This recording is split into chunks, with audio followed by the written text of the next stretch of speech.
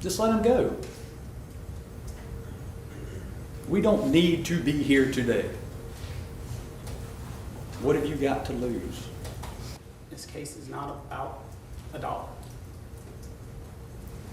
This case is not about a shoplifter.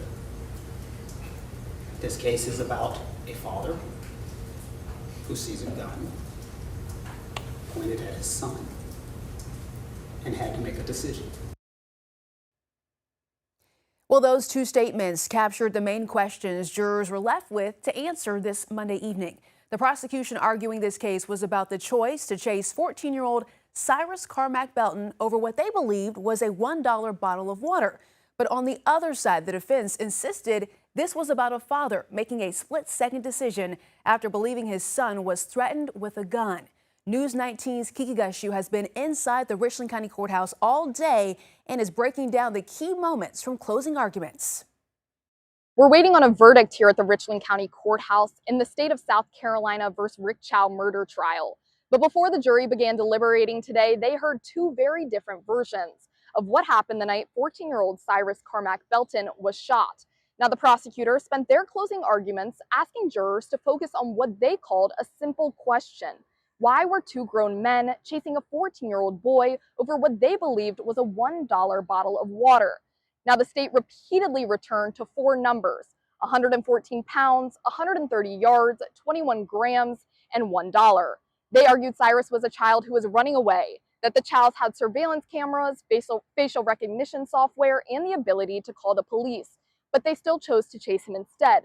Now, the defense told a very different story. Attorneys said this case was never about a bottle of water and never about shoplifting. Instead, they argued it was about a father who believed his son was in danger after Cyrus pulled a gun.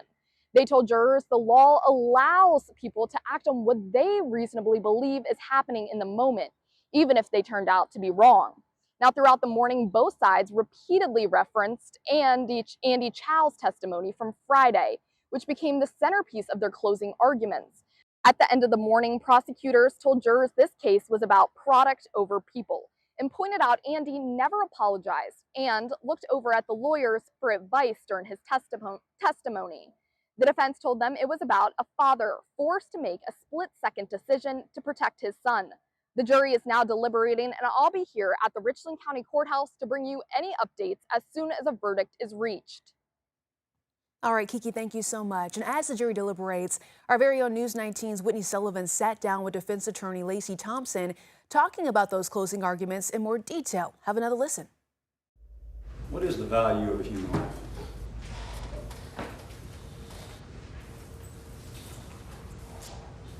That's usually posed as a rhetorical question, isn't it? What is the value of a human life? Can we assign a monetary value to a human life? To a human soul?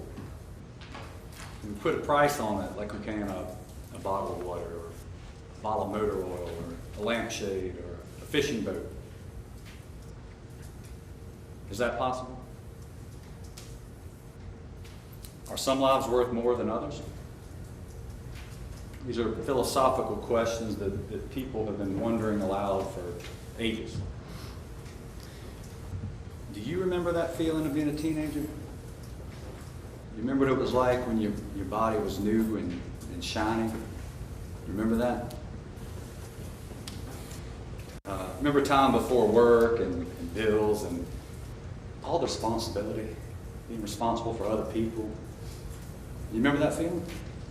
You remember what it was like having that long road of life just stretched out before you and all the possibilities?